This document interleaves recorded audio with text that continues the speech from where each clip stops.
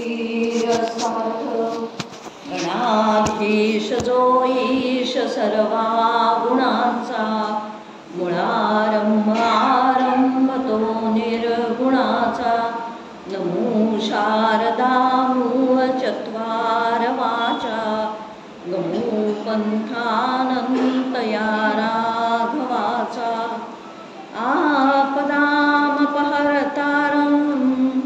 दातारं सर्वसंपदां लोकाभिरामं श्रीरामं भूयो भूयो नमाम्यहं मनोजवं मारुततुल्यवेगं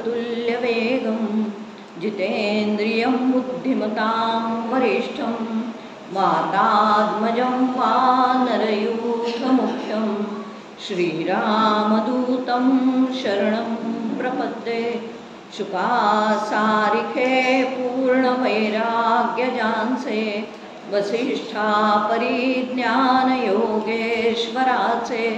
कवी वाल्मिका सारिखा मान्यायसा नमस्कार माझा सद्गुरु रामदासा गुरुर्ब्रह्मा गुरुर्विष्णू गुरुर्देवो महेश्वरः गुरुः साक्षात् परब्रह्म तस्मै श्री गुरवे नमः। सद्गुरुनाथ महाराज की जय। जय जय रघुवीर समर्थ पुंडलीक वरदा हार विठ्ठल श्री ज्ञानदेव तुकाराम पंढरीनाथ महाराज की जय। जय जय रघुवीर समर्थ श्रोता वक्ता श्रीराम समर्थ जय जय रघुवीर समर्थ। अतिशय छान पद्धतीने या विठ्ठल मंदिरामध्ये गेल्या 2 वर्षापासून हा प्रवचनमालेचा कार्यक्रम सुरू आहे। आमचे सद्गुरू आनंद योगी परमपूज्य डॉक्टर काका यांच्या चरणी साष्टांग नमस्कार करते। आदरणीय निशिताई, आदरणीय गौरीताई या आणि यांचं सगळं हे जे मंडळ जे आहे, आमच्या रायकर वहिनीसुद्धा आहेत, या सगळ्या मंडळाला सुद्धा अत्यंत विनम्रपणे अभिवादन करते।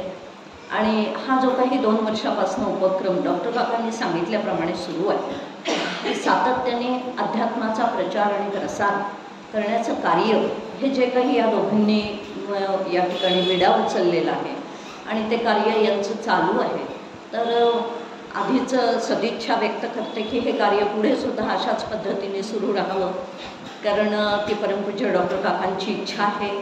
आणि या निमित्ताने काही ना काही मंदिरं एवढ्याचसाठी असतात, खरं पाहिलं असतं मंदिरांमध्ये सातत्याने अध्यात्माचा प्रचार आणि प्रसार हा सुरू राहिला पाहिजे। तर ते मंदिराचं पावित्र्य, त्या मंदिरामध्ये होणाऱ्या कार्यक्रमांमुळे अनेकांना त्याचा लाभ होत राहतो आणि त्या दृष्टिकोनातून हे जे काही असे उपक्रम किंवा कार्यक्रम चालतात, तर ते कार्यक्रम निष्ठेने आणि अत्यंत चिकाटीपूर्वक चालवावे लागतात। कोणीतरी पुढाकार घेतल्याशिवाय ते असे कार्यक्रम होऊ शकत नाही आणि त्यामुळे असेच हे सुरू राहावेत अशी सदिच्छा आणि भगवंताच्या चरणी प्रार्थना करते आणि आजच्या चिंतनाला सुरुवात करते। आज आपण दासबोधावरील प्रवचने हा विषय निवडलेला आहे। दासबोधावरील प्रवचने हा विषय निवडण्याचं कारण असं आहे की खऱ्या अर्थाने आपण या ठिकाणी आदरणीय आणि पूजनीय सविताताई खरवडे यांनी जो चातुर्मास उत्सवाचा एक उपक्रम सुरू केलेला आहे, त्या उपक्रमात मला गौरीताईंकडनं असं कळलं की त्या उपक्रमात इथेही पण बऱ्याच जणी सामील झालेल्या आहेत। आणि मग ग्रंथ कोणता आहे, तर तो दासबोध ग्रंथच, श्रीमद दासबोध ग्रंथराज हाच त्या ठिकाणी पारायणाला किंवा चिंतनाला हा घेतलेला आहे। आणि मग जो चातुर्मासामध्ये पारायणाचा ग्रंथ आहे, तर त्याच ग्रंथावर बोलावं या दृष्टिकोनातून विषय आजचा मी दासबोधावरील प्रवचने असाच विषय निवडलेला आहे। आणि या विषयाच्या संदर्भामध्ये थोडंसं प्रास्ताविक आपण पाहण्याचा आधी प्रयत्न करूया. आणि पहिला समास जो आहे, दशक 1 समास 1, ग्रंथारंभ लक्षण, तर या समासावरती आपण थोडंसं चिंतन मांडण्याचा प्रयत्न करूया. खरं पाहिलं असता दासबोध ग्रंथ, आता दासबोध, नेमकं या दासबोध या शब्दाचाच अर्थ काय आहे हा आधी थोडासा चिंतन प्रास्ताविकाच्या रूपाने या ठिकाणी चिंतन करण्याचा प्रयत्न करू की दासबोध म्हणजे नेमकं काय. तर दासबोध याचा अर्थ दासाला झालेला बोध. आणि दासाला केव्हा बोध झाला, तर तो जेव्हा दास झाला. दास झाल्यावरती बोध होतो, म्हणजे ज्ञान प्राप्त होतं. म्हणजे सगळ्यात महत्त्वाचं जर काही असेल तर आधी आम्हाला दास व्हावं लागतं, दास्यत्व स्वीकारावं लागतं. आणि जेव्हा ते दास्यत्व काही वाचिक आणि मानसिक पद्धतीने आम्ही स्वीकारत नाही आणि तशा पद्धतीने दास्यभक्ती ही आमच्या अंतःकरणात रुजत नाही, तोपर्यंत खऱ्या अर्थाने आम्हाला जो काही बोध व्हायचा आहे तर तो बोध होणार नाही.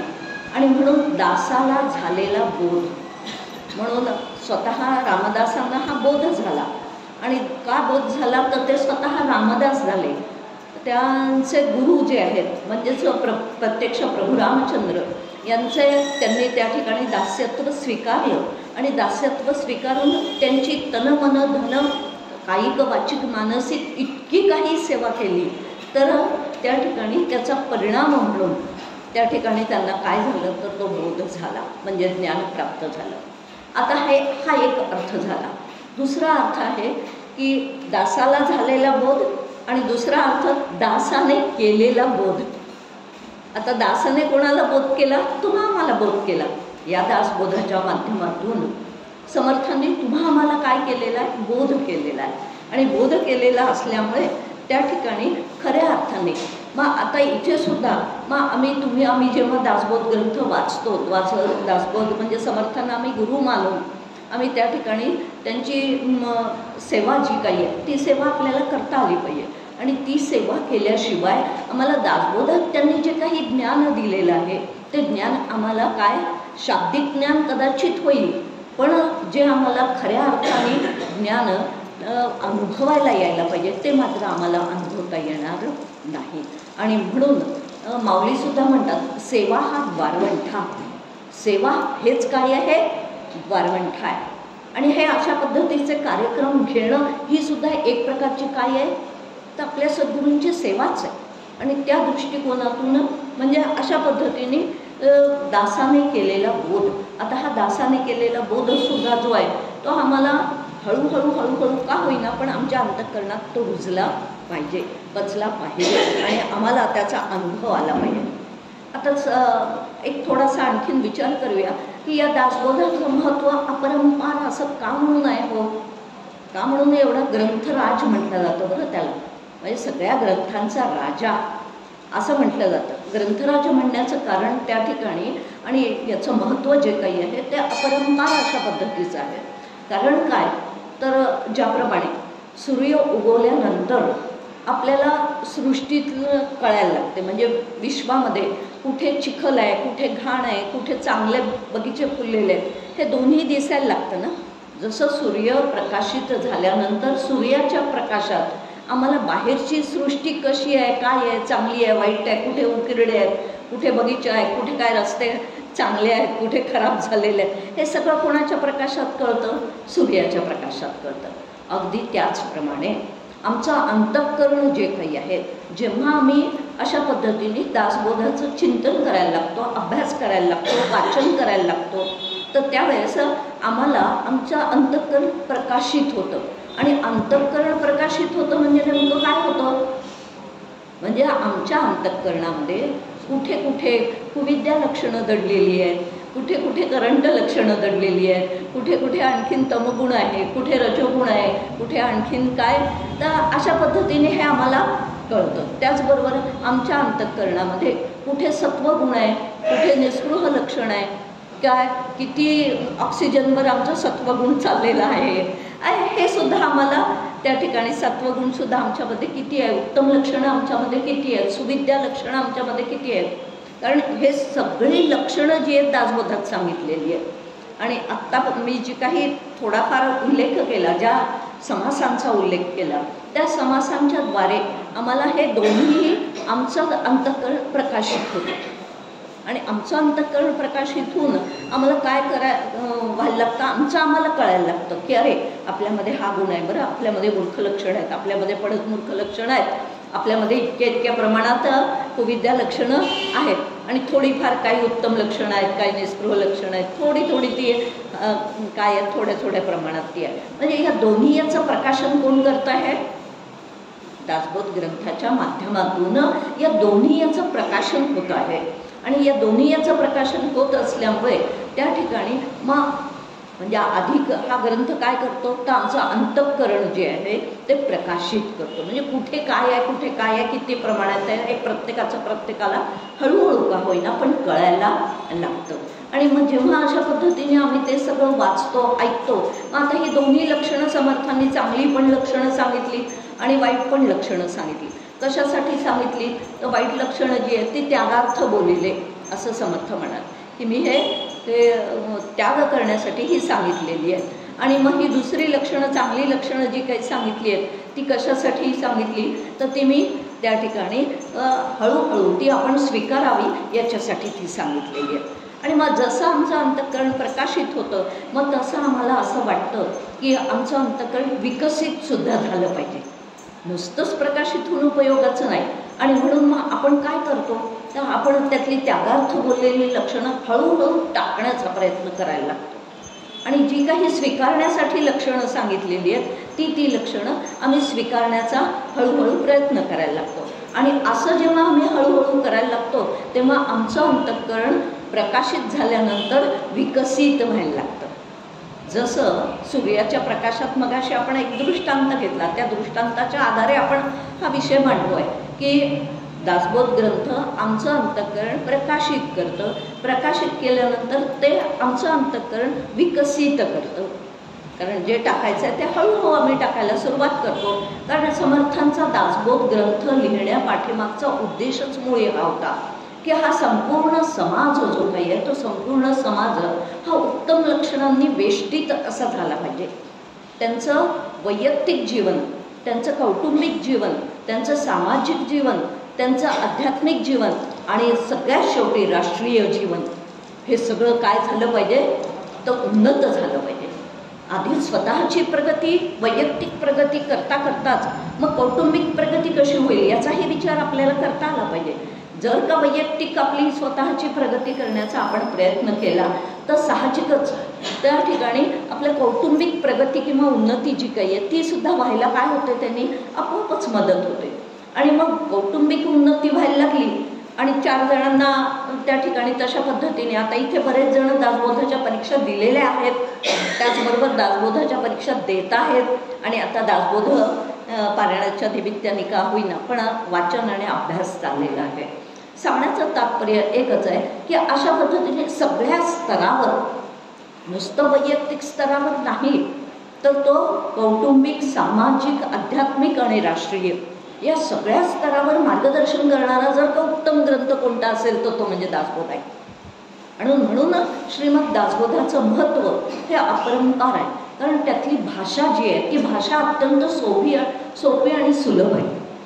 वास्तविक पाहता तसेच सगळेच ग्रंथ आम्हाला काय करतात, आमची अशा सगळ्याच प्रकारची उन्नती करायला ते सक्षम आहेत. पण ज्ञानेश्वरीची भाषा आम्हाला कळते का? नाही कळत. किती अगदी अर्थासहित ज्ञानेश्वरी जरी वाचायला मी प्रयत्न केला तरीसुद्धा आम्हाला त्या ठिकाणी ज्ञानेश्वरी कळत नाही. कारण ती 750 वर्षापूर्वीची भाषा आहे आणि त्यावेळेसच्या त्या भाषेनुसार आणि आत्ताची आमची प्रचलित असलेली भाषा याला जरा मिळती जुळती भाषा जर कोणाची असेल तर ती समर्थांची आहे. आणि त्या समर्थांच्या भाषेमुळे ती मिळती जुळती पुष्कळसं आपल्याला नुसतं वाचूनसुद्धा समजू शकतं. आणि समजावून सांगणारा भेटला तर मग आणखीनच सखोल पद्धतीने आम्हाला त्याच्यावरती विचार करता येतो, चिंतन करता येतं आणि मार्गदर्शन आम्हाला मिळू शकतं. आणि या दृष्टिकोनातून म्हणून आमचं जीवन हळूहळू काय होतं मग तर प्रकाशित तर होतच होतं पण ते विकसित व्हायला सुद्धा मदत होते. जसं सूर्याच्या प्रकाशात मग सूर्य उगवल्यानंतर हे तर सगळं दिसतंच सृष्टीमधलं, पण त्या ठिकाणी मग कमळं विकसित होतात, फुलं विकसित होतात. हे जसं होतं तसं या दासबोधाच्या प्रकाशामध्ये आमचं जीवन विकसित व्हायला सुद्धा लागतं. आणि मग तिथेच पुन्हा थांबतो का आम्ही? तर नाही. तर हळूहळू ते जीवन आनंदित कसं करता येईल. मुख्य ग्रंथ, कोणताही ग्रंथ आम्हाला त्या ठिकाणी हा आनंद देण्यासाठीच बसलेला आहे. केवळ आमचं जीवन आनंदी व्हावं, तृप्ती व्हावं, समाधानी व्हावं, शांत व्हावं, निर्भय व्हावं. आता याच दृष्टिकोनातून या सगळ्या संतांनी ज्या ग्रंथांचं लेखन केलेलं आहे, तर ते त्या ठिकाणी हाच उद्देश समोर ठेवून ऐसी कळवळ्याची जाती लाभाविण करी प्रीती, असा या सगळ्या संतांचा काय आहे तर स्वभाव आहे. आणि त्यामुळे ते लोक आम्हाला काय देऊ पाहतात तर खूप भलं काही मोठं गाठोडं आम्हाला देऊ पाहतात. आणि म्हणून आमची झोळीसुद्धा आम्ही जास्तीत जास्त काय करता आली पाहिजे तर ती मोठ्यातली मोठी आम्हाला करता आली पाहिजे. आणि ती फाटकी तर असता उपयोगाचीच नाही.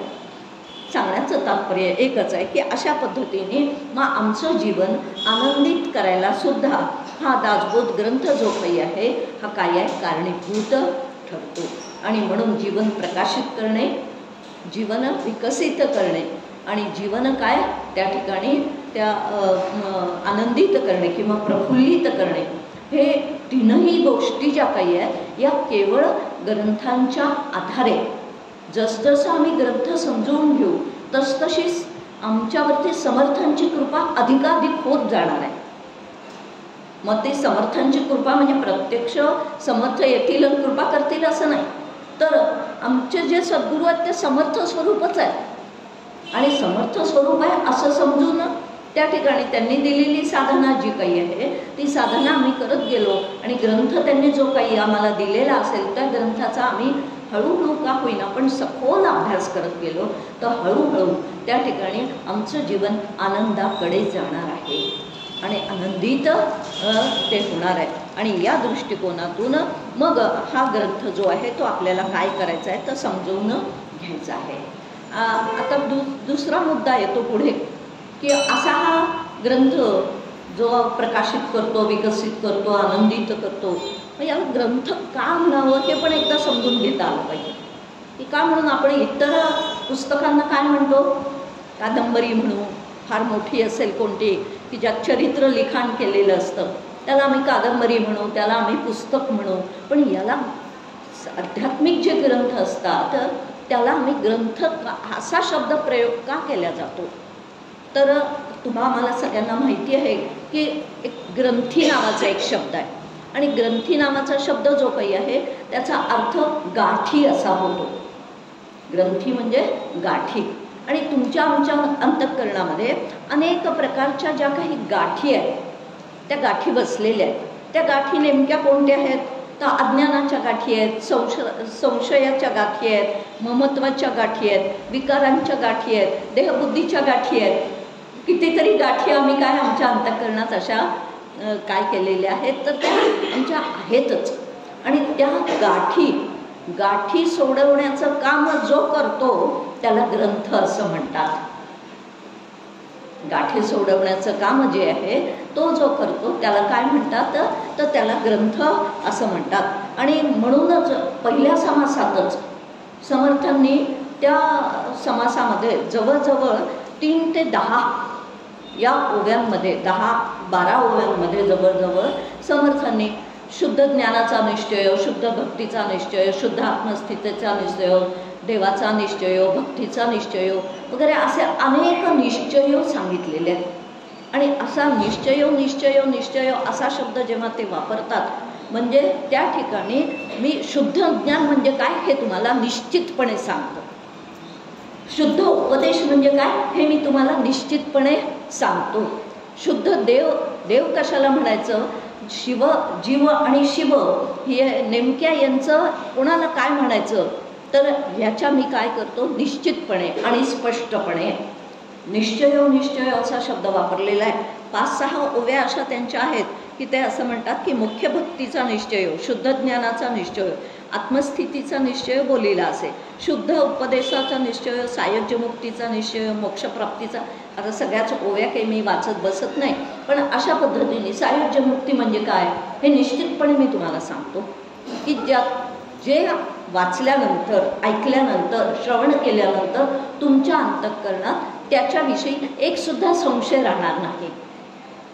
कुठलाही संशय तुमच्या अंतःकरणात की देव म्हणजे नेमकं काय, जीव म्हणजे नेमकं काय, शिव म्हणजे नेमकं काय, शुद्ध उपदेश कशाला म्हणतात, उपासना कशाला म्हणतात, या सगळ्या गोष्टी समर्थांनी या पहिल्या समासात प्रास्ताविकाच्या रूपामध्ये सांगितलेल्या आहेत की ह्या मी निश्चितपणे तुम्हाला सांगतो आणि निश्चयपूर्वक सांगितलेलं असल्यामुळे ते ज्ञान कसं आहे तर संशय रहित आहे.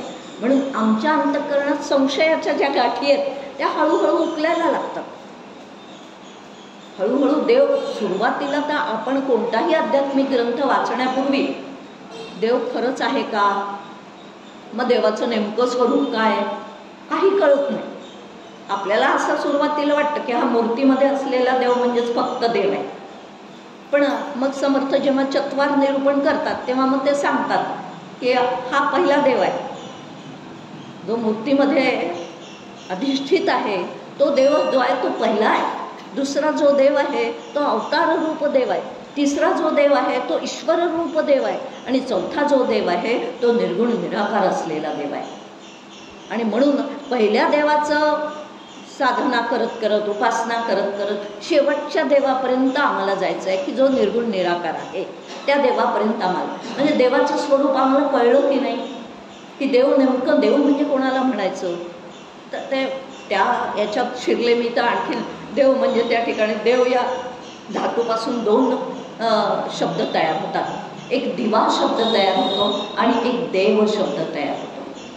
आता आम्हाला माहिती आहे की दिव्याच्या प्रकाशात आम्हाला काय दिसतं, सातत्याने जे काही आम्हाला दिसतं ते कोणाच्या प्रकाशात दिसतं, दिव्याच्या प्रकाशात दिसतं.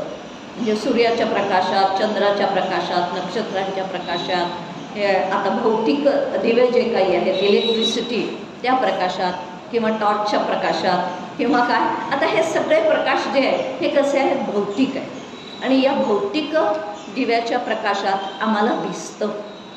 पण आम्हाला जे काही कळतं आहे ते मात्र कोणाच्या प्रकाशात कळतं तर ते आम्हाला आत्मप्रकाशात कळतं.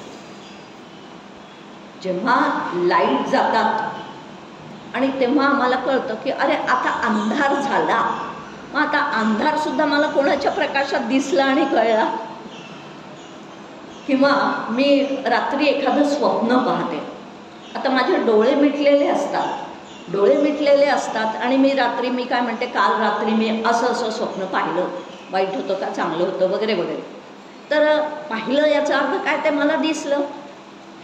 आता मग कोणाच्या प्रकाशात मला ते स्वप्न दिसलं आणि कोणाच्या प्रकाशात ते मला कळलं. आता तिथे तर भौतिक प्रकाश कुठलाच नाही, माझे डोळेसुद्धा मिटलेले आहेत. म्हणजेच मला जे काही स्वप्न दिसलेलं आहे किंवा मी पाहिलेलं आहे ते स्वप्न पाहिलेलं मला कळलं. आणि मग ते कोणाच्या प्रकाशात कळलं तर आत असलेल्या आत्मप्रकाशामध्ये मला ते कळलेलं आहे. म्हणून दिव्याच्या प्रकाशात दिसतं आणि आत्मप्रकाशात मला कळतं. मी सहज बोलून जाते की हे कॉम्प्युटरचं वगैरे ज्ञान मला काही नाही आहे, मला यातलं काही कळत नाही. मला कळत नाही हे तर मला कळलेलंच आहे की नाही.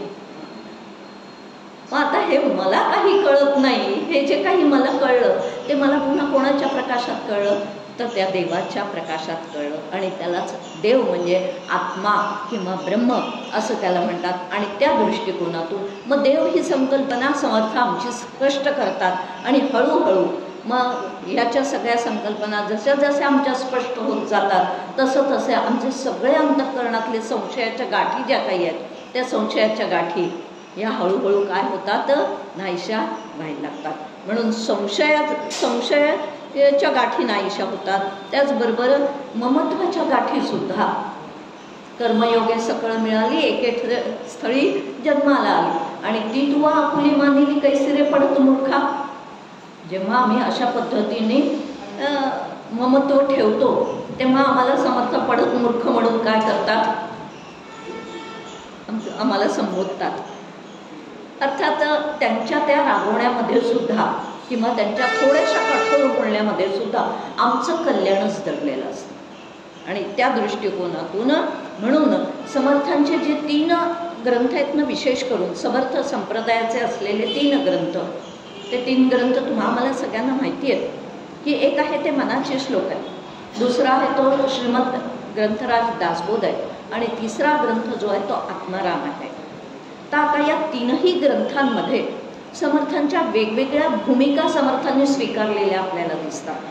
आणि वेगवेगळ्या भूमिका म्हणजे कशा स्वीकारलेल्या दिसतात, तर मनोबोधामध्ये समर्थांची जी काही सांगण्याचं कल आहे तर ती त्यांनी मातृभूमिका स्वीकारलेली दिसते.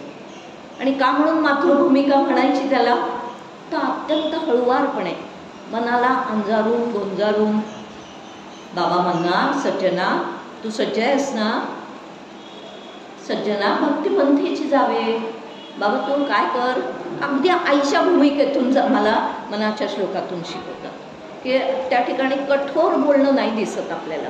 आणि म्हणून मनाच्या श्लोकातून आणि मनाच्या श्लोकातून मनाचा शोक नाहीसा करण्यासाठी मनाचे श्लोक आहेत. म्हणून मनाच्या श्लोकमध्ये मातृत्व जे काही आहे ते आपल्याला स्पष्टपणे दिसून येतं, कारण खूप आम्हाला हळूहळू ते समजावून सांगतात.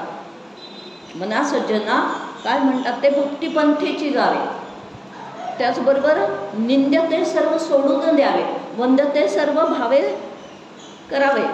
म्हणजे अशा पद्धतीने हळूहळू मन उकलत गुंजारत ते आम्हाला समजावून सांगतात. म्हणून मनाच्या श्लोकात समर्थांची विशेष करून असलेली भूमिका जर कोणती असेल तर ती मातृभूमिका आहे. आणि म्हणून मनाच्या श्लोकाला जनसंवाद असं म्हणतात बरं का. जनसंवाद म्हणायचं सुद्धा काय कारण आहे, कारण समर्थ मनाच्या श्लोकांद्वारे घरोघरी गेलेले, समर्थ आणि समर्थांचे सांप्रदायिक शिष्य घरोघरी गेले आणि घरोघरी जाऊन त्यांनी जी भिक्षा मागितली आहे ना, ती भिक्षा स्वीकारण्यापूर्वी आधी एक विचार त्यांनी आधी कोणाला दिला आहे, जनतेला दिलेला आहे. तशीच भिक्षा स्वीकारलेली नाही, आधी काय दिला, प्रत्येक घरासमोर उभं राहायचं, मनाचा श्लोक म्हणायचा, म्हणजे त्या मनाच्या श्लोकातून एक विचार काय द्यायचा, जनतेला द्यायचा. जनता विचारायला आलेली नाही, कोणी शिष्यमंडळ किंवा समाज जो आहे तो विचारायला आलेला नाही आहे की मी नेमकं काय करू, कसं करू, अमकं करू तमकं करू, पण तरीसुद्धा त्या ठिकाणी मनाच्या श्लोकाच्या माध्यमातून जनसंवाद साधण्याचा प्रयत्न समर्थांनी केलेला आहे. आपणहून लोकांपाशी गेलेले आहेत आणि आपणहून लोकांपाशी जाऊन लोकांना आधी एक विचार दिला. नेमकं एखाद्या घरामध्ये आदल्या दिवशी खूप कडाकाटचं काहीतरी भांडण झालेलं असावं. आता हे काही माहीत नाही आहे समर्थांच्या शिष्यांना, समर्थांना हे काहीही माहीत नाही. पण समर्थ नेमकं दुसऱ्या दिवशी त्या घरासमोर येतात आणि समर्थ तिथे श्लोक जो काही म्हणतात, नको रे मना क्रोधा खेदकारी, नको रे मना कामनाना विकारी, नको रे मना मत्सरू दंभभारू, नको रे मना सर्वदा अंगीकारू. ती घरातली बाई किंवा घरातला पुरुष त्याला वाटतं नेमकं माझ्याच घरासमोर येऊन हाच श्लोक का म्हणावा, मला काहीतरी काय यातनं मिळते आहे, सूचना मिळते आहे. काल जे काही आपल्या घरातलं वातावरण सगळं बिघडलं आणि त्या बिघडल्यामुळे प्रत्येकाचं मनस्वास्थ्य जे काही आहे ते मनस्वास्थ्य काय झालं, हरवून बसले. सगळेजण आतमधल्या आतमध्ये प्रत्येक घरातली व्यक्ती काय म्हणते आहे की उगाचच मी बोलले, नसती बोलली तर हा वादविवाद वाढलाच नसता. आणि नेमका तिथे दुसऱ्या दिवशी येऊन तो श्लोक म्हणावा म्हणजे काय आहे, काहीतरी जनाशी संवाद साधण्याचा प्रयत्न समर्थांनी अशा पद्धतीने योगायोगाने ते घडलेला आहे. पण योगायोग घडायला सुद्धा काही जरी कार्य काय लागतं, कारण लागतंच. आणि अशा पद्धतीने समर्थांनी एक उपदेश तिथे देऊनच टाकला की हे असं केल्याने काही जमत नाही, घरातली अस्वस्थता, घरातली शांती जी काही आहे ती बिघडून जाते आणि अशांत होतं सगळ्यांचं मन. सांगण्याचं तात्पर्य म्हणून त्याच्यामध्ये काय आहे, जनसंवाद आहे. आता दासबोधामध्ये समर्थांची भूमिका थोडी काय दिसते, तर थोडी ती कडक झालेली दिसतात समर्थ दासबोधामध्ये. म्हणून त्यांची दासबोधातली भूमिका पितृभूमिका आहे. कारण पित्याला कधीतरी रागवावंही लागतं, अवगुणसुद्धा दाखवून द्यावे लागतात, मुलाचे कुठे मुलगा चुकतो आहे ते सुद्धा सांगावं लागतं, आणि काही वेळेस त्याला शिक्षासुद्धा करावी लागते. आणि म्हणून काही समासातून आपल्याला समर्थ कडक झालेले दिसतात, कठोर झालेले दिसतात. आणि समर्थ आमच्याशी बोलतात, ते म्हणतात काय नुसता वाचत बसलेला आहे, काय अर्थबिर्थ पाहतोयस की नाही? अर्थांतर पाहिल्या विणं उगाच करी जो श्रवण, तो काय म्हणतायत ते पाषाण मनुष्य वेशे. आता पाषाण म्हणायला सुद्धा आम्हाला कमी करत नाही. म्हणजे तिथे त्यांची भूमिका कशी आहे, जर कठोर झालेली आपल्याला दिसते. आणि म्हणून कठोर भूमिका स्वीकारून तिथे त्यांनी आम्हाला काय केलेलं आहे, पण ते केवळ आमच्या कल्याणासाठी आहे. हे मात्र वारंवार आपण काय घेतलं पाहिजे, लक्षात घेतलं पाहिजे. म्हणजे जेव्हा त्यांची पितृभूमिका या दासबोधाच्या माध्यमातून दिसते, आणि म्हणून आम्हाला काही ठिकाणी ते काय खूप कठोरतेने बोललेले आहेत असं, कारण मूर्ख म्हटलेलं आवडतं का आम्हाला? नाही आवडत. पण समर्थांनी म्हटलं तर मात्र आम्ही जागे होतो, कारण नाही हे खरंच सोडलं पाहिजे असं आम्हाला वाटायला लागतं. हे काही आपल्या कल्याणाचं नाही, हे आपण सोडलं पाहिजे. कुविद्या कोणाला आवडते? कोणाला नाही आवडत. समोरची व्यक्ती खोटं बोलत असेल ना, तर मला त्या खोटं बोलण्याचा राग येतो. का? तर ही माझ्याशी खोटं बोलते. तो भलेही स्वतः खोटं बोलतो, पण दुसरा कोणी खोटं बोललेलं त्याला चालत नाही. म्हणजे काय आहे, म्हणजे त्या ठिकाणी अशा पद्धतीने असत्य भाषण जर तुम्ही करत असाल तर तुम्ही काय व्हाल, तर तुम्ही पापी. असत्यतेची पापं आणि सत्यतेची पुण्य. समर्थ आम्हाला पुन्हा जागृत करतात. म्हणजे ठिकठिकाणी अशा पद्धतीने समर्थ आम्हाला जागृत करताना दिसतात, आणि पित्याची भूमिका त्यांनी निभावलेली दिसते. आता तिसरा ग्रंथ जो आहे, आणि आता हा पहिला जो मनाच्या श्लोकाच्या माध्यमातून होणारा संवाद आहे, तो जनसंवाद म्हटलाय. जनांनी न विचारता जनांजवळ जाऊन जनांशी केलेला संवाद म्हणून जनसंवाद. आता हा जो संवाद आहे दासबोध ग्रंथातला, तर तो संवाद कोणता आहे, तर गुरुशिष्य संवाद. कारण पहिल्याच ओवीत त्यांनी म्हटलेलं आहे की काय, ग्रंथानाम दासबोध गुरुशिष्यांचा संवाद, येथ बोलीला विशद भक्तिमार्ग. तर म्हणजे हा कुठला संवाद आहे, तर गुरुशिष्यांचा संवाद आहे. दासबोधामध्ये जो संवाद आपल्याला पाहायला मिळतो, तो गुरु शिष्यांचा संवाद त्या ठिकाणी पाहायला मिळतो. आणि मग या गुरु शिष्याचा संवादातून ते आम्हाला काय करतात, तर आमचं शिष्याच्या अंतःकरणात कोणती चांगली वाईट लक्षणं आहेत ती सुद्धा दाखवण्याचं काम करतात. आणि मग तिसरा ग्रंथ समर्थांचा जो आहे तो आत्माराम नावाचा ग्रंथ आहे. आणि या आत्माराम नावाच्या ग्रंथामध्ये त्यांची भूमिका जी आहे ती केवळ सद्गुरूंची भूमिका आहे. गुरूंपेक्षा देखील सद्गुरू जे काही आहेत ती काय आहे, सद्गुरूंची भूमिका. म्हणजे आता निव्वळ आणि केवळ परमार्थ त्या आपल्या शिष्याला हस्तगत झाला पाहिजे, शुद्ध ज्ञान त्याला हस्तगत झालं पाहिजे. आणि म्हणून आत्मारामामध्ये अशा अर्थाची एक ओवी आहे की समर्थ असं आत्मारामामध्ये त्या शिष्याला म्हणतायत की अरे बाबा, तुला आत्तापर्यंत मी 21 समासी सांगून झाला, पण अजून तुझ्या चित्तामध्ये काही पालट झालेलं मला दिसत नाही, तुझा शुद्ध ज्ञान प्राप्त झालेलं मला दिसत नाही, तू आनंदाच्या स्थितीवर आरूढ झालेलं मला दिसत नाही. आणि म्हणून आता मला तुझी काय वाटते, खूप काळजी वाटते. स्वतःहून म्हणतात बरं का, आता मला तुझी खूप काळजी वाटते, आणि एवढं तुला सांगून सुद्धा अजून तुझ्यामध्ये काही सुद्धा पालट झालेला दिसत नाही. तर आता तुझ्यामध्ये पालट होण्यासाठी मी तुला नेमकेपणाने शुद्ध परमार्थ म्हणजे काय ते सांगतो. आणि मग ते असं म्हणतात की त्या ठिकाणी फक्त 5 प्रकरणाच्या माध्यमातून, समास किती आहेत तिथे, फक्त 5 आहेत आत्मारामामध्ये, आणि त्या ठिकाणी आता केवळ त्या 5 समासातून तुला शुद्ध ज्ञान काय आहे आणि ते तुला कसं अवगत होईल, ते तुला कसं हस्तगत होईल, या दृष्टिकोनातून उपदेश करताना दिसतात. आणि म्हणून तो संवाद जो आहे तो सद्गुरू संवाद किंवा आत्मसंवाद असं तिथे म्हटलं जातं. आणि तिथे भूमिका कोणती आहे समर्थांची, केवळ सद्गुरूंची भूमिका आहे. आणि त्या ठिकाणी केवळ आता माझ्या शिष्याचं काय व्हावं, अंतिम कल्याण व्हावं, एवढीच एक इच्छा त्यांच्या अंतःकरणात आहे. आणि म्हणून त्या ठिकाणी त्या संवादाला आत्मसंवाद काय म्हटलेलं आहे, आत्मसंवाद असं म्हटलेलं आहे. सांगण्याचं तात्पर्य एकच आहे. तर अशा दृष्टिकोनातून या दासबोधाचं महत्त्व आपण आता काय करून घेणार आहोत, लक्षात घेणार आहोत.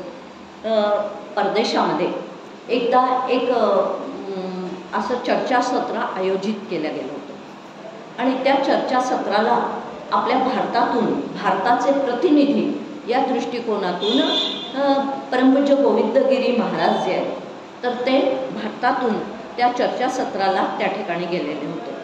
आणि चर्चासत्र आयोजित जे केलेलं होतं ते अनेक देशातले वेगवेगळे जे अध्यात्म ग्रंथाचे फिलॉसॉफर जे आहेत, तत्त्वज्ञानी जे आहेत, ते अनेक तत्त्वज्ञानी तिथे बोलवण्यात आलेले होते. आणि त्या परदेशातमध्ये त्या ठिकाणी ते चर्चासत्र की आजच्या काळात सगळ्यात जास्त उपयुक्त असणारा ग्रंथ कोणता अशी चर्चा त्या ठिकाणी मांडायची होती. आणि त्या चर्चेमध्ये सगळ्यात जास्त उपयुक्त असणारा आणि बालगोपालांपासून तर वृद्ध माणसांपर्यंत उपयुक्त असलेला ग्रंथ की सगळ्यांना जो मार्गदर्शन करेल आणि सगळ्या प्रकारचं मार्गदर्शन करेल. आणि सगळ्या प्रकारचं म्हणजे मगाशी जसं आपण बोललो की वैयक्तिक, पुन्हा कौटुंबिक, सामाजिक, व्यावहारिक आणि त्याचबरोबर आध्यात्मिक आणि राष्ट्रीय उन्नतीच्या दृष्टिकोन, या सगळ्या दृष्टिकोनातून सगळ्यात आजच्या काळात सोपा असलेला, सगळ्यांना पचेल, रुचेल, समजेल, आवडेल असा ग्रंथ कोणता अशी चर्चा त्या ठिकाणी झालेली होती. आणि त्यावेळेस आदरणीय पूजनीय गोविंदगिरी महाराजांनी ठासून सांगितलं की आजच्या काळात सगळ्यात उपयुक्त असणारा ग्रंथ, समजेल, रुचेल, सामान्य माणसांपर्यंत म्हणजे तळागाळातल्या माणसांना सुद्धा याचा खूप अतिशय उपयोग होईल आणि सगळ्या प्रकारची उन्नती जी होईल, तर असा जर ग्रंथ कोणता ग्रंथ असेल तो म्हणजे समर्थांचा श्रीमद ग्रंथराज दासबोध. त्याने ठासून हे त्या चर्चासत्रामध्ये मत मांडलं आणि त्या दृष्टिकोनातूनच म्हणूनच आजच्या काळात हा ग्रंथ जो आहे हा अतिशय महत्त्वाचा ठरतो. आणि म्हणून याचा अभ्यास आपण जेवढा याचा अभ्यास करू, याच्यावर चिंतन करू, तेवढी आमची सगळ्या प्रकारची, कारण समर्थांची जी काही सांगणं आहे किंवा उपदेश जो आहे ना तो केवळ प्रापंचिकांना केवळ पारमार्थिकांना असा उपदेश नाही आहे. तो प्रापंचिक आणि पारमार्थिक, उलट त्यांचं तर म्हणणं आहे की आमचा प्रपंच हा परमार्थमयच झाला पाहिजे. आणि जोपर्यंत प्रपंच आमचा परमार्थमय होत नाही तोपर्यंत खऱ्या अर्थाने आमची काय होणार नाही. म्हणून हातात हात घालून काय चाललं पाहिजे, प्रपंच आणि परमार्थ ही जीवनाची दोन चाकं आहेत. आणि ही दोन चाकं असल्यामुळे त्या ठिकाणी एक चाक बिघडलं की काय होतं, रथ व्यवस्थित चालत नाही, आपला अनुभव आहे. आणि म्हणून त्या ठिकाणी ही दोन्ही चाकं कशी चालली पाहिजेत, तर समतोल चालली पाहिजेत. आणि म्हणून समर्थांनी प्रापंचिकदृष्ट्या सुद्धा आमच्या प्रपंचात यश संपादन करण्यासाठी समर्थ आम्हाला मार्गदर्शन करतात की त्यांना असा तसा प्रपंच त्यांना अपेक्षितच नाही. प्रपंचातही यश संपादन करा आणि परमार्थातही यश संपादन करा. अशा दोन्ही पद्धतींनी मार्गदर्शन जे काही आहे ते मार्गदर्शन आपल्याला विशेष करून या श्रीमद दासबोध ग्रंथामध्ये आपल्याला पाहायला मिळतं. आणि त्या दृष्टिकोनातूनच समर्थांनी या ठिकाणी अशा पद्धतीने हा ग्रंथ जो आहे, कारण समर्थांचं सांगणंच आहे हळूहळू आधी प्रपंच करावा नेटका मग घ्यावे परमार्थ विवेका, येथे आळस करू नका विवेकी हो. ते म्हणतात तुम्ही विवेकी असाल तर अशा पद्धतीने दोन्ही करा, प्रपंचही करा आणि परमार्थही करा. अनेक लोकांचे असे जे काही समज पूर्वी होते आता खूप बदलत चाललेले आहेत ते समज, की हे सगळं ना 60च्या पुढच्या लोकांचं काम आहे. देवधर्म करणं, ग्रंथ वाचन करणं, समजावून घेणं, अभ्यास करणं, चिंतन करणं. आता हळूहळू आपण पाहतो की सगळ्याच संप्रदायामध्ये माधवानंदांचा जो संप्रदाय आहे तर त्या माधवानंदांच्या सुद्धा परंपरेमध्ये त्या ठिकाणी माधवानंदांचे कितीतरी असे अनुग्रहित शिष्य आहेत की जे तरुण वर्ग आहे. म्हणजे तरुण वर्ग या ठिकाणी हळूहळू त्यांना सुद्धा कळायला लागलं की नाही प्रपंचातही यश मिळालं पाहिजे आणि परमार्थातही यश संपादन करता आलं पाहिजे. आणि जोपर्यंत केवळ प्रपंच चांगलं करणं हा आपला उद्देशच नाही आहे, याच्यासाठी आपला जन्मच नाही आहे. म्हणून हातात हात घालून हे दोन्ही जे काही आहे तर हे दोन्ही चाललं पाहिजे. आणि जेव्हा हे दोन्ही उत्तम पद्धतीने चालतं तेव्हा आमचा प्रपंचही उत्तमच होतो आणि हळूहळू आम्हाला परमार्थसुद्धा हस्तगत होतो. आणि आमच्या प्रपंचातली शांती टिकायला, आमच्या घरातली समाधान टिकायला, आनंद टिकायला, म्हणजे वैयक्तिक स्वतःचं तर टिकतं, पण त्याचबरोबर कौटुंबिक हळूहळू काय होतं हे जे काही आहे की शांती घरातली सगळी अशा पद्धतीने ती टिकायला मदत होते. आणि मदत झाल्याचं परिणाम म्हणून कौटुंबिकही उन्नती आणि मग कुटुंबाबरोबर मग सामाजिक उन्नतीसुद्धा होते. आमचे पत्रद्वारा दासबोध अभ्यास आता इथे बऱ्याच जणी करत आहेत. तर त्याचे जे संयोजक आहेत बाबा केळकर, की ज्यांना आम्ही आप्पा असं म्हणत असू, तर ते तर असं म्हणायचे की श्रीमद ग्रंथराज दासबोध म्हणजे ही नगरपालिकेची शाळा आहे. का म्हणून नगरपालिकेची शाळा? ज्याप्रमाणे नगरपालिकेच्या शाळेमध्ये काय अतिशय व्यक्ती असेल तिलाही प्रवेश असतो. कोणतीही व्यक्ती, कोणताही विद्यार्थी त्या नगरपालिकेच्या शाळेमध्ये, आता हल्ली आपण पाहतो की ज्या खूप अशा प्रसिद्ध शाळा आहेत किंवा इंग्लिश मिडियमच्या आहेत किंवा काय आणखीन मिशनरीच्या वगैरे आहेत, त्याच्यामध्ये 80-90% मार्क्स असतील तरच तुम्हाला काय आमच्या शाळेत प्रवेश मिळेल, त्याशिवाय मिळणार नाही. पण नगरपालिकेच्या शाळेमध्ये काय आहे, कोणालाही प्रवेश आहे. तसं दासबोध ग्रंथामध्ये कोणालाही प्रवेश आहे. कोणीही या, कोणीही वाचा, कोणीही अभ्यास करा, कोणी अतिशय सामान्यातला सामान्य माणूस जो आहे तो सुद्धा इथे येऊन अभ्यास करू शकतो, चिंतन करू शकतो आणि चिंतन करून तो त्या ठिकाणी मोक्ष नावाच्या गोल्ड मेडलपर्यंत जाऊ शकतो. म्हणजे नुसतं ग्रॅज्युएशन किंवा पोस्ट ग्रॅज्युएशन असं होईल असं नाही, तर इतकी प्रगती आमचा हा ग्रंथ करतो की सातत्याने याचा अभ्यास केला, चिंतन केला. कारण त्यांनी म्हटलंच आहे की सायुज्य मुक्तीचे वर्म ठाई पडे. सायुज्य मुक्ती म्हणजे सगळ्यात शेवटची असणारी मुक्ती ही तुम्हाला काय या ग्रंथाच्या वाचनाने, अभ्यासाने ठाई पडे, तुम्हाला ती प्राप्त होईल. इतकं आश्वासन समर्थ आम्हाला काय देत आहेत, या सगळ्या ओव्यांमधनं समर्थ आम्हाला अशा पद्धतीने आश्वासन देतात. आणि म्हणून या ग्रंथाचा वाचक, अभ्यासक कोणीही असू दे, आणि या ग्रंथाच्या वाचक अभ्यासकांनी जर नेटाने आणि सातत्याने, चिकाटीने प्रयत्न केला, अभ्यास केला, चिंतन मनन केलं, तर तो निश्चितपणे या सायुज्य मुक्तीची वाट, कारण याच्यात त्या ठिकाणी त्यांनी म्हटलेलंच आहे की काय तुम्हाला प्राप्त होईल, तर सायुज्य मुक्तीचे वर्म ठाई पडे असं समर्थ. कारण समर्थांचं स्वतःचं सांगणं आहे की हे काय तुम्ही, मी गेलो आहे असं मानूच नका, मी दासबोध ग्रंथाच्या रूपाने मी आहेच आहे. आणि म्हणून आत्माराम दासबोध माझे स्वरूप स्वतः सिद्ध असताना करावा खेद भक्तजनी, नका करू खटपट, पहा ग्रंथ, पहा माझा ग्रंथ नीट, त्याने सायुज्याची वाट ठाई पडे. म्हणजे इतकं आश्वासित आम्हाला करतात आणि इतकं आश्वासन आम्हाला करत असल्यामुळे या ठिकाणी मग तो आम्ही सुद्धा तेवढ्याच श्रद्धेने आणि तेवढ्याच प्रेमाने आणि तेवढ्याच संशयरहित होऊन अंतःकरणाला ठेवून हा ग्रंथाचं काय केलं पाहिजे, अभ्यास, चिंतन, मनन केलं पाहिजे. आता अशा पद्धतीने या सगळ्या गोष्टींचा विचार जर का केला तर आता या पहिल्या समासामध्ये सगळे निश्चय असं सांगितलेलं आहे. म्हणजे तितक्या निश्चयांमुळे त्यांनी ठामपूर्वक ते सांगितलेले असल्यामुळे आपल्या अंतःकरणातले सगळे संशय जे काही आहेत ते हळूहळू नाहीसे व्हायला लागतात. आणि आता ते प्रत्यक्ष इथे म्हणत आहेत की येथ बोलीला विशद भक्ती मार्ग, त्यांना नेमका या ग्रंथातून विशेष काय सांगायचं आहे, भक्ती मार्ग सांगायचा आहे. वास्तविक पाहता 4 मार्ग आहेत, योग मार्ग, भक्ती मार्ग, ध्यान मार्ग आणि ज्ञान मार्ग. पण विशेष भर कशावर देतात, ते विशद बोलीला म्हणतात. भक्ती मार्ग की सर्वसामान्यांना पचेल, रुचेल आणि जाता येईल असा मार्ग जर कोणता असेल तर तो म्हणजे भक्ती मार्ग आहे. आणि म्हणून पुन्हा एकदा आम्हाला आश्वासित करतात समर्थ. आणि 4थ्या ओळीमध्ये ते असं म्हणतात, भक्तीचे न योगे देव निश्चय पावती मानव ऐसा आहे अभिप्राव ये ग्रंथी. या ग्रंथीचा अभिप्राय मी स्वतःच समर्थ देत आहे. आणि काय आहे त्यांचा अभिप्राय? तर भक्तीच्या मार्गाने तुम्ही जर का गेलात, नवविध भक्तींचा अवलंब केला, तर तुम्ही कुठपर्यंत जाऊन पोचाल? देवापर्यंत जाऊन पोचाल. देवापर्यंत जाऊन पोचाल याचा अर्थ तुम्ही देव स्वरूपच होऊन जा. इथपर्यंत मजल तुम्हाला गाठता येईल.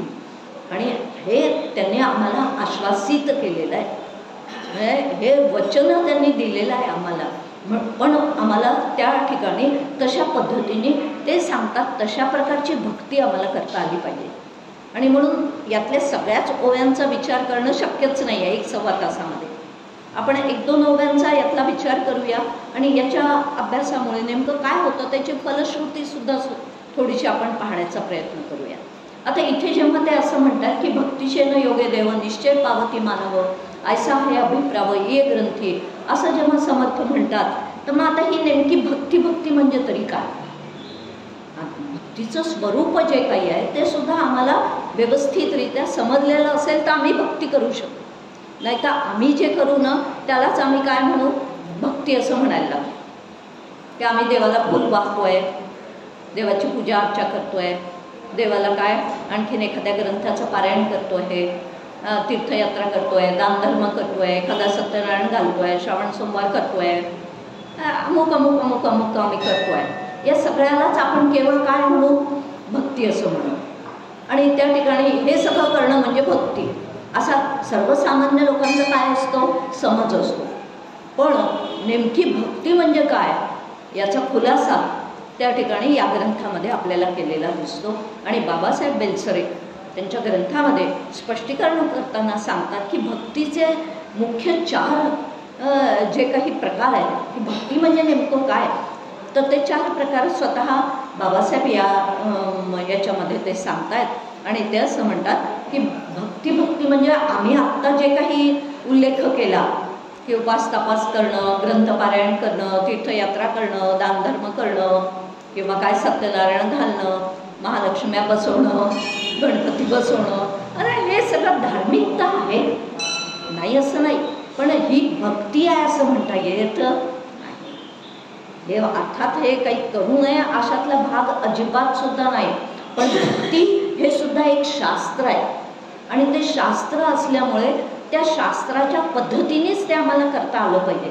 आणि त्या शास्त्राच्या पद्धतीनेच ते जर का केलेलं असेल तर ती भक्ती सिद्ध होते.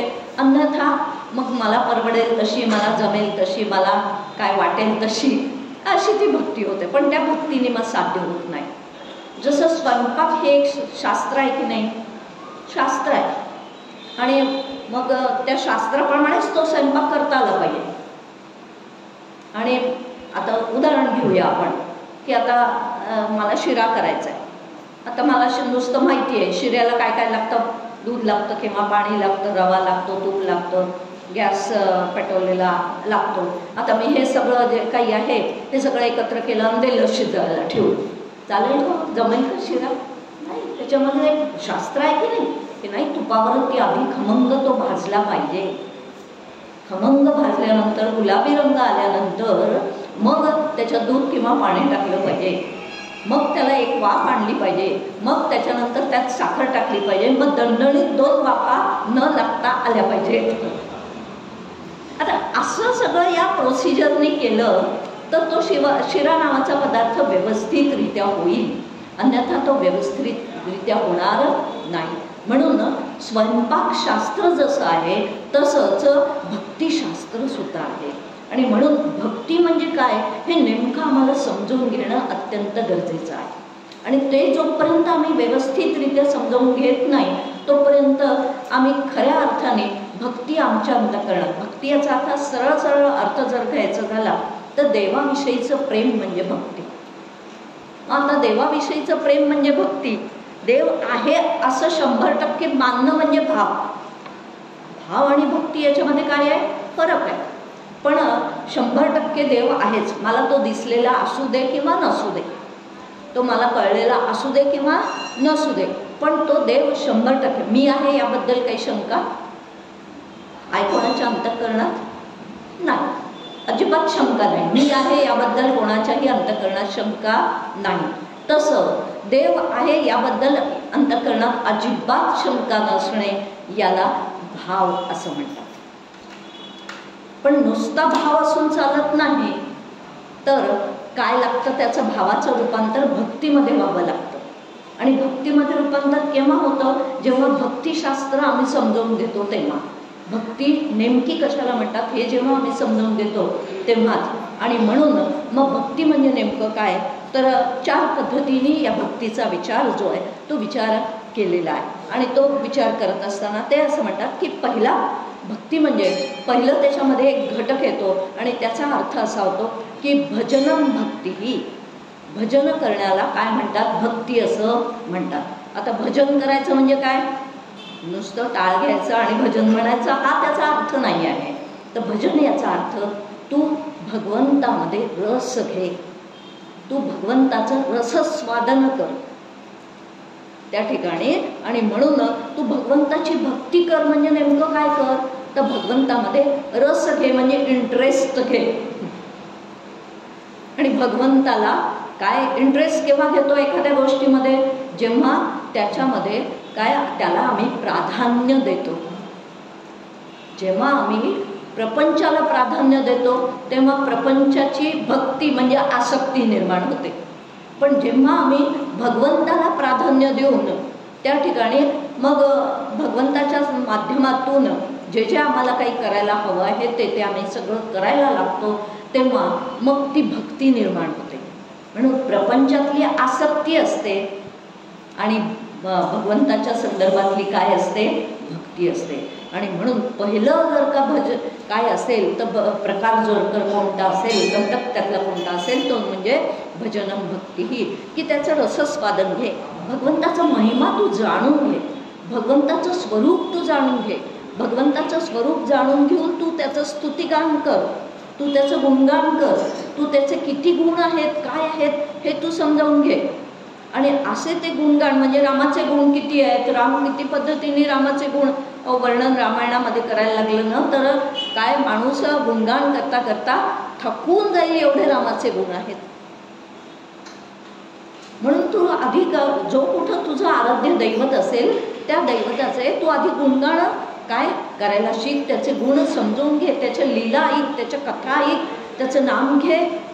याला भजनम भक्ती म्हणतात. त्याच्यात रस घेणे, त्याचं रसास्वादन करणे. आणि म्हणून सगळ्यात महत्त्वाचं जर कोणतं असेल तर हे भक्ती करायची म्हणजे अशा पद्धतीने या सगळ्या गोष्टींमध्ये सामील होता आलं पाहिजे. त्याची पूजा अर्चा कर, त्याचं काय कर तर मनापासून श्रद्धेने अतिशय नाम घेण्याचा सातत्याने प्रयत्न कर. तुझ्या अंतःकरणात त्याशिवाय भक्ती निर्माणच होणार नाही, त्याच्याविषयीचं प्रेम निर्माणच होणार नाही. आणि म्हणून त्याच्याविषयीचं प्रेम निर्माण होण्यासाठी त्याचं स्वरूप विचाराच्या माध्यमातूनही समजावून घेता आलं पाहिजे आणि भावनेच्या माध्यमातून सुद्धा म्हणजे त्या ठिकाणी त्याचं काय गुणगान आणि नामसुद्धा आम्हाला घेता आलं पाहिजे. म्हणजे विचारांची म्हणजे बुद्धीचीही जोड पाहिजे आणि मनाचीही जोड पाहिजे. दोन्हीची जोड जेव्हा तिथेच असेल म्हणजे भगवंताच्या चरणीत जेव्हा असेल तेव्हा मग ती खऱ्या अर्थाने काय होईल, भक्ती असं होईल. दुसरा त्यांनी त्या ठिकाणी सांगितलं आहे प्रकार, तर ते म्हणतात भावो भक्ती. ही म्हणजे तू काय समजून घे तर तू भक्ती याचा अर्थ तू त्या भगवंताचा एक अंश आहेस हे समजावून घे. आपण कोण आहोत सगळेजण त्या भगवंताचा एक अंश आहोत. तो अंशी आहे आणि आपण अंश आहोत.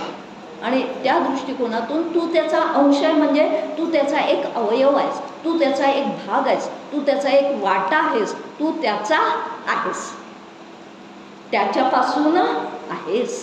कोणापासून आहे, त्याच्यापासून. शास्त्र आम्हाला सांगतं तेन त्वम. हे संपूर्ण जग कोणी निर्माण केलं, त्यांनी निर्माण केलं, ईश्वराने निर्माण केलं. हे कोण सांभाळत आहे म्हणजे उत्पत्ती कोणी केली, त्यांनी केली. स्थिती कोण करत आहे, सांभाळतं कोण आहे, तोच सांभाळतो आहे. आणि म्हणून उत्पत्ती करणाराही तोच आहे, स्थिती सांभाळणाराही तोच आहे आणि लय करणारा जो आहे तो सुद्धा तोच आहे. आपण गणपतीचं अथर्व शीर्ष म्हणतो तेव्हा काय म्हणतो? त्वम काय काय त्या ठिकाणी आहे ना, गुणत्रयातीतः देहत्रयातीतः वगैरे असं म्हणत असताना तूच काय आहे? त्वमेव केवलम कर्तासी, त्वमेव केवलम धर्तासी, त्वमेव केवलम हर्तासी. तूच कसा आहे? कर्तासी, म्हणजे जगाची उत्पत्ती करणारा सुद्धा तूच आहेस. आणि मग जगाची उत्पत्ती करणारा जर तूच आहेस, मग जगाचं धारण पोषण कोण करतं? तर तेही तूच करतोस. त्वमेव केवलम धर्तासी. आणि पुढे म्हणतात त्वमेव केवलम हर्तासी, तूच काय आहेस? हरण करणारा सुद्धा, म्हणजे लय करणारा सुद्धा किंवा संहार करणारा सुद्धा तूच आहे. आम्हाला कोणता गणपती, आम्ही किती गणपती स्वीकारतो? पहिला आणि दुसरा, धरता आणि करता, हा आम्हाला मान्य आहे, पण हर्ता आम्हाला मान्य नाही. म्हणजे आम्ही गणपती पूर्णपणे स्वीकारत नाही. तो जसा आहे तसा आम्ही त्याला स्वीकारत नाही. जर तो जसा आहे तसा आम्ही त्याला स्वीकारला नाही तर त्याच्यावर प्रेम जडेलच कसं?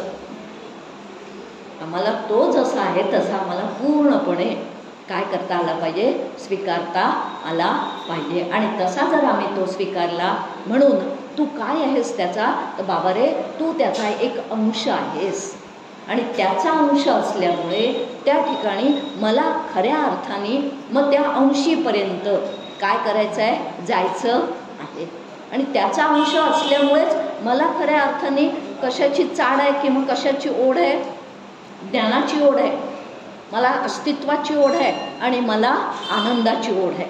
मी त्याचा अंश असल्यामुळे मला सातत्याने आनंद हवा आहे, मला सातत्याने ज्ञान हवं आहे आणि मला सातत्याने माझं अस्तित्व टिकून राहावं असं मला वाटतं आहे.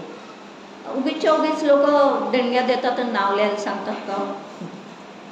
तिथे नाव लिहा बरं का, माझं फळ्यावर नाव आलं पाहिजे, माझं अस्तित्व टिकून राहिलं पाहिजे, माझं अस्तित्व मला सतत टिकून राहावं असं वाटतं. आणि म्हणून मी खऱ्या अर्थाने त्याचा काय आहे? अंश असल्यामुळे, आणि तो सच्चिदानंद रूप आहे. आणि म्हणून मला सुद्धा माझं अस्तित्व टिकून राहावं, मला सातत्याने ज्ञान असावं आणि मी अखंड आनंदामध्ये असावं असं मला सातत्याने वाटत राहतं. आणि म्हणून तू वास्तविक पाहता खरा कोणाचा आहेस? तर त्याचा आहेस, त्याचा अंश आहेस. आपण भगवद्गीतेमध्ये म्हणतो ना, ममैवंशो जीवलोके जीवभूत सनातन. हा जीव कसा आहे? त्याचा अंश आहे. आणि त्याचा अंश असल्यामुळे त्या ठिकाणी आपण मात्र त्याचा अंश आहे असं समजायच्याऐवजी आम्ही पैशाचा आहे, आम्ही संपत्तीचा आहे, आम्ही घरादाराचा आहे, आम्ही गाडी बंगल्याचा आहे, आम्ही काय नातेवाईकांचा आहे असं समजत आलो. खरा मी त्याचा असताना मी या बाकीच्या सगळ्या गोष्टींना म्हणते आहे की मी यांचा आहे. आणि तिथे आमचं गाडं काय झालं? बिघडलं. आणि तिथे ते बिघडल्यामुळे मग आता ते बिघडलेलं आहे ना, ते दुरुस्त करावं लागेल. म्हणून बाबा हे सगळं वरवरचं वरचं आहे. तू या कोणाचा सुद्धा नाही, कारण तुला ना गाडी घोडे बरोबर घेऊन जाता येतात, ना तुला त्या ठिकाणी घर बरोबर घेऊन जाता येतं, ना तुला नातेवाईक बरोबर घेऊन जाता येतात. काहीही तुला बरोबर घेऊन जाता येत नाही. म्हणून खरा तू त्यांचा नाही. एक तर तुला तरी सोडून जावं लागतं किंवा ते तरी तुला सोडून जातात. म्हणून खऱ्या अर्थाने तू त्यांचा नाहीस. खरा तू कोणाचा आहेस? तर तू भगवंताचा आहे. आमच्या तिकडे पाचलेगावकर महाराज म्हणून एक महाराज होऊन गेले. ते महाराजांच्या आजूबाजूला किती वाजले? 5 मिनटंच आहेत.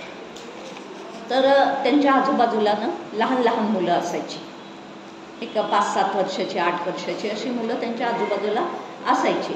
आणि कारण असं आहे की एकतर त्यांचं भव्य दिव्य समर्थांप्रमाणे देहयष्टी होती, गळ्यात माळा होत्या, दाढी लांब होती, सगळा त्यांचा पेहराव किंवा त्यांचं जे काही दिसणं होतं ते भव्य दिव्य आणि अशा प्रकारचं होतं. साहजिकच. आणि संत कसे असतात? निष्पाप असतात, त्यांच्या अंतःकरणात पाप नसतं. आणि लहान मुलांच्या अंतःकरणात सुद्धा पाप नसतं, ती पण कशी असतात? निष्पाप असतात. त्यामुळे त्यांची गट्टी लवकर जमते. आणि दुसरी गोष्ट अशी की महाराजांजवळ येणारं जे काही लोक आणून द्यायचे, काजू किसमिस बदाम अमुक तमुक, मुलांना ते वाटून टाकायचे. आणि मुलं त्याही दृष्टिकोनातून मग महाराजांच्या जवळ असायचे. आणि मग ते 4-5 मुलं अशी त्यांच्या आजूबाजूला कोणी माळेला हात लावताय, कोणी दाढीला हात लावताय, कोणी पोटाला हात लावताय, काय काय काय काय त्यांचं चाललेलं असायचं. आणि महाराज त्यांना काही खाऊ वाटत असायचं आणि महाराज सहजच बोलायचे. महाराज म्हणाले, काय रे तू कोणाचा? तो म्हणायचा मी पाटलाचा. काय रे तू कोणाचास? तो म्हणायचा मी कुलकर्ण्यांचा.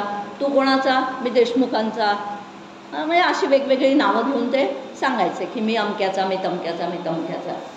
आणि मग महाराज त्या ठिकाणी त्या लहान मुलांना सांगायचे की नाही नाही, तू कुलकर्ण्यांचाही नाहीस, तू पाटलांचाही नाहीस, तू देशमुखांचाही नाहीस, तू कोणाचा नाहीस, तू कोणाचा आहेस?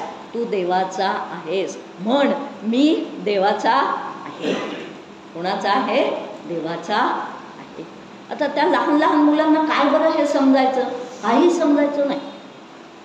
पण त्यांच्यावरती एक संस्कार देण्याचं काम जे काही आहे ते महाराज करूनच टाकायचे की अतिशय लहानपणापासून जेव्हा अशा प्रकारचे संस्कार होतात की मी खरा कोणाचा आहे, तर मी खरा जो आहे तो देवाचा आहे.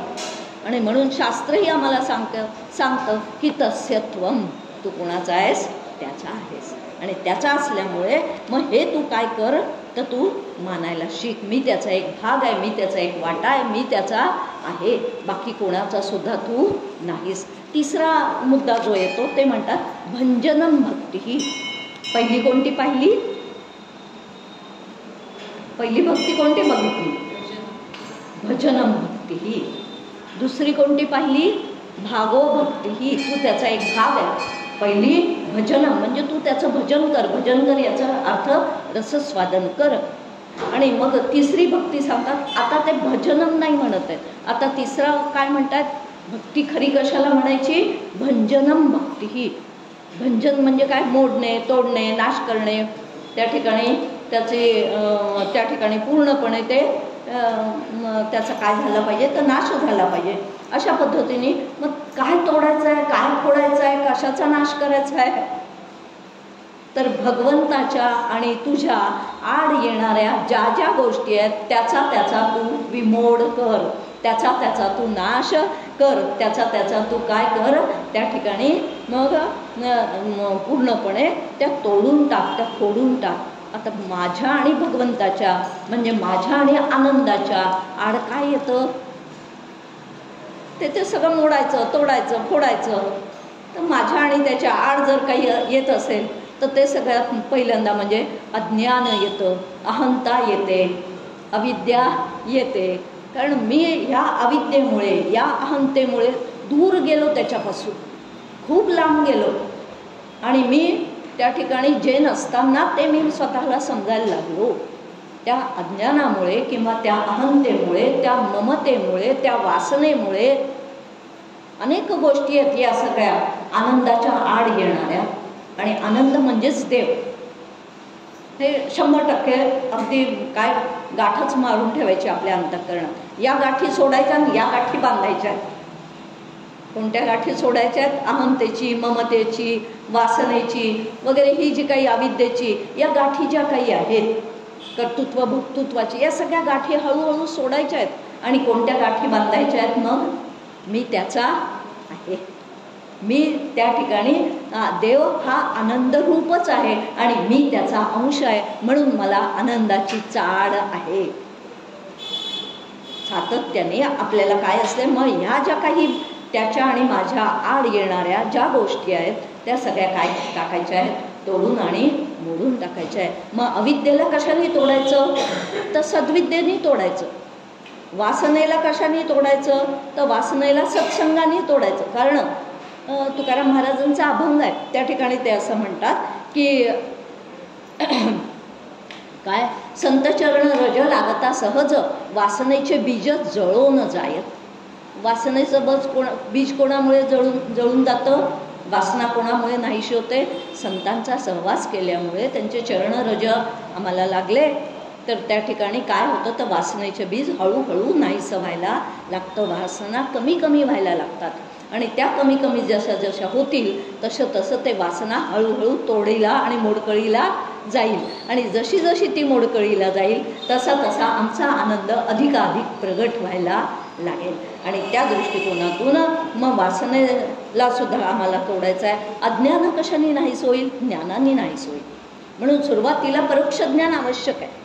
आणि त्या परोक्ष ज्ञानाच्या माध्यमातून अभ्यास करता करता करता करता जे अज्ञान आहे आमच्या अंतःकरणात, अज्ञान काय आहे किंवा अविद्या काय आहे, तर मी करताय, मी भोगताय, हे अज्ञान आहे, हे अविद्या आहे. आणि हे अज्ञान नाहीसं किंवा जग सत्य आहे, विशेष करून अशा पद्धतीचं हे अज्ञान अविद्या आम्हाला काय करतात, त्रास देतात. आणि म्हणून जे सत्य नसताना त्याला सत्य मानणं हे काय झालं, अज्ञान झालं, ही अविद्या झाली. आणि म्हणून ही अविद्यासुद्धा काय, जग सत्य नाही. मग काय सत्य आहे, फक्त एक देव सत्य आहे. त्यालाच वेदांत भाषेमध्ये ब्रह्म म्हणतात आणि त्यालाच भक्तिशास्त्रामध्ये भगवंत किंवा देव म्हणतात. म्हणून देव म्हटलं किंवा ब्रह्म म्हटलं तरी घाबरून जायचं काहीसुद्धा कारण नाही. सांगण्याचं तात्पर्य एकच आहे की अज्ञानाला ज्ञानाने छेद द्यायचा आहे, अहंतेला मी तुझा आहे या म्हणण्याने काय द्यायचं आहे, छेद द्यायचा आहे.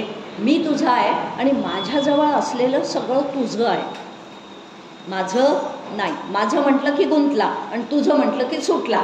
किती सोपं आहे ना, करायला किती अवघड आहे.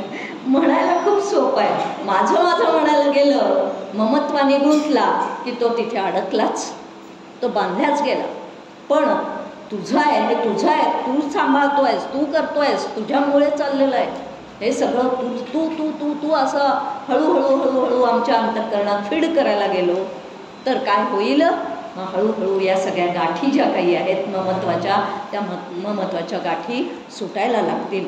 आणि म्हणून अशा पद्धतीने मग अज्ञान, वासना, अविद्या, ममता, अहंता या सगळ्या ज्या काही आहेत या मला आनंदापर्यंत जाऊ देत नाहीत, म्हणजेच देवापर्यंत जाऊ देत नाहीत, म्हणजेच ब्रह्मापर्यंत जाऊ देत नाहीत. आणि म्हणून मला या सगळ्यांचा काय केला पाहिजे, नाश केला पाहिजे. आणि मग चौथं सांगतायत की भज सेवाया, भक्ती खऱ्या अर्थाने हे सगळं करत गेलं तर भक्ती आहे. बरं, आत्ता जे आपण काही प्रकार पाहतो आहे हे सगळे प्रकार जर का आम्ही करत गेलो, म्हणजे भंजनम करत गेलो, भजनम करत गेलो, अजून भागो करत गेलो तर त्याला भक्ती म्हणायची.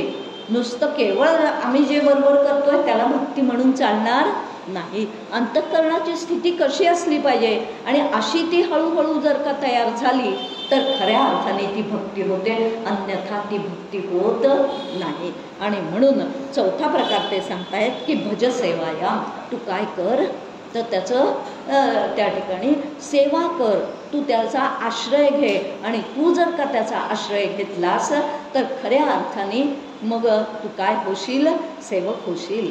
कारण आश्रयदाता कोण आहे, तो आहे. माझ्या हळूहळू आश्रय देणारा मला बाकी वाटतं असं की याच्यामुळे मला आश्रय मिळाला, त्याच्यामुळे आश्रय मिळाला असतं. ते घरात पैशाचा आश्रय असतो, घरादाराचा आश्रय असतो, पैशा अडक्याचा आश्रय असतो. आता हे सगळे आश्रय जे आहेत ते त्याच्यामुळे मिळालेले आहेत, हे लक्षात ठेवायचं. ते आश्रय नाही आहेत. आश्रयाचं मूळ स्थान कोणतं आहे, भगवंत आहे. तो माझा पाठीराखा आहे, तो माझा आश्रयस्थान आहे. आणि तो माझं आश्रयस्थान असल्यामुळे मला जसं नारद भक्ती सूत्रामध्ये ते म्हणतायत की अन्याश्रयाणाम त्यागो अनन्यता, सगळे आश्रय टाकून द्यायचे. द्रौपदीचं एकच उदाहरण याच्यासाठी पुरेसं आहे. किती जणांचे आश्रय घेतले होते, भीष्माचार्य मदत करतील, द्रोणाचार्य मदत करतील, धर्मराज युधिष्ठिर मदत करेल, अनेकांकडे मदतीचे हात मागितले आणि अनेकांकडे आश्रयस्थान म्हणून पाहिलं की हे तरी मला धावून येतील, हे तरी मला वाचवतील. पण जेव्हा हे सगळे कुचकामाचे ठरले तेव्हा एका भगवंताला तिने दोन्ही हात वर करून त्याचा काय केला तर त्याचा त्या ठिकाणी पुन्हा पुन्हा त्याला बोलवलेलं आहे. आणि त्यावेळेस मग त्या ठिकाणी खरा एकच आश्रयस्थान आहे आणि ते म्हणजे भगवंत आहे. आणि तो भगवंत त्या ठिकाणी माझं खरं आश्रयस्थान आहे, त्याच्यामुळे मी काय आहे. आणि व्यवहारात म्हणून तू त्याची काय कर, सेवा कर. आणि अशा पद्धतीने या चारही गोष्टी करणं म्हणजे खऱ्या अर्थाने भक्ती करणं आहे. आणि अशी भक्ती जेव्हा आमच्या अंतःकरणात रुजेल तेव्हा खऱ्या अर्थाने त्या परमेश्वराचं प्रेम आमच्या अंतःकरणात निर्माण होईल. आणि ते अशा प्रकारची भक्ती आणि जर का जमली, म्हणजे जर आम्ही हळूहळू करत गेलो तर निश्चितपणे समर्थ आम्हाला आश्वासन देतात की भक्तीचे न योगे देव निश्चये पावती मानव ऐसा आहे अभिप्राव ये ग्रंथी. अनेक यातल्या ओव्या खूप सुंदर सुंदर आहेत, पण त्याचा विचार आपल्याला दिलेल्या वेळेच्या मर्यादेमध्ये करता आला नाही. पण तरीसुद्धा दासबोधातला अन्य आणखीन विचार जो काही आहे तो आपण उद्याच्या चिंतनात पाहण्याचा प्रयत्न करूया. झालेली ही जी काही प्रस्तावना रूप असलेला हा ग्रंथारंभ लक्षण नावाचा समास जो आहे तो थोडक्यात आपण पाहण्याचा प्रयत्न केलेला आहे. खूप काही सांगण्यासारखं आहे, पण वास्तविक पाहता खरं हे म्हणजे उर्वरित जे आहे ते तुम्ही अभ्यासाच्या माध्यमातून आपापसात संवाद साधण्याच्या माध्यमातून चर्चेच्या माध्यमातून करण्याचा प्रयत्न करावा. आणि खऱ्या अर्थाने या ठिकाणी हा प्रस्तावनारूप समास जो आहे त्याच्यामध्ये समर्थांनी फलश्रुती सांगून टाकलेली आहे. आणि जवळजवळ 27 ते 37 38पर्यंतच्या ओव्या ज्या आहेत त्या फलश्रुतीच्या आहेत. काय काय नेमकं या ग्रंथाच्या वाचनामुळे होतं ते त्यांनी सांगून टाकलं.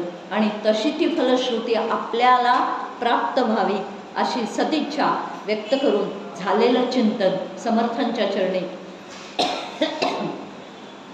पांडुरंगाच्या चरणी अर्पण करते आणि वाणीला विराम देते. जय जय रघुवीर समर्थ. उद्या दासबोधातील विवेक हा विषय पाहण्याचा आपण प्रयत्न करूया.